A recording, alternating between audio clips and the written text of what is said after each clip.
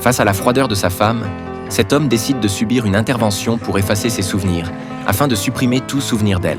L'appareil enregistre rapidement et précisément les nœuds de mémoire pertinents dans son esprit. Joël se retrouve alors dans ses propres souvenirs. Dans ce souvenir, sa femme rentre souvent complètement ivre jusqu'au milieu de la nuit. Inquiet et frustré, Joël se lance dans un sermon interminable, demandant à Christine jusqu'où elle compte aller dans ses excès. Et si quelque chose lui arrivait, comment assumerait-elle les conséquences? Mais Christine, qui aime s'amuser, n'en a cure. « Je pense que tu me trompes », lance-t-elle.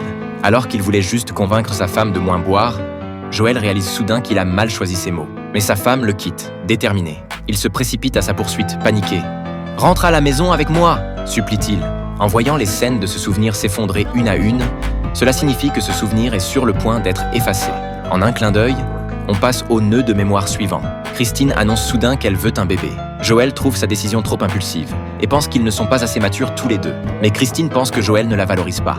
Ils se disputent alors violemment en pleine rue et la fissure émotionnelle commence à s'élargir discrètement. Christine a l'impression que son mari ne l'aime pas vraiment. Elle croit que pour être vraiment intimes et amoureux, ils devraient pouvoir partager leur joie et leur peine. Mais Joël semble ne rien vouloir lui dire. C'est pour cela que petit à petit, ils n'ont plus rien à se dire. Plus on remonte dans le temps, plus Joël et Christine sont amoureux. Pendant leur passion, tout était si merveilleux. Pas de disputes, pas de soucis. Autrefois, ils s'allongeaient bêtement ensemble sur la glace, considérant ces moments simples passés ensemble comme leur lune de miel après le mariage. Quand ces précieux souvenirs refont surface, Joël est envahi par le regret. Il voudrait tant garder ces beaux souvenirs.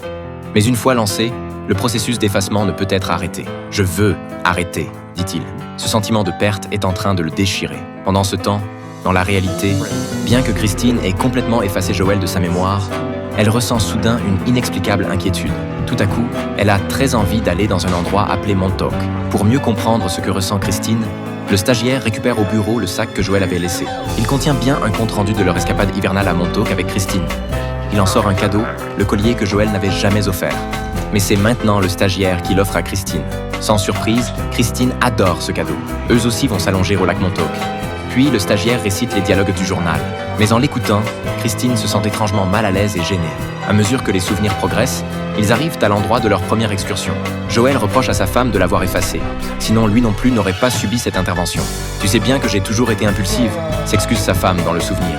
Alors pour s'échapper, il force avec ses mains pour ouvrir les yeux. À sa grande surprise, dans la réalité aussi, il ouvre les yeux.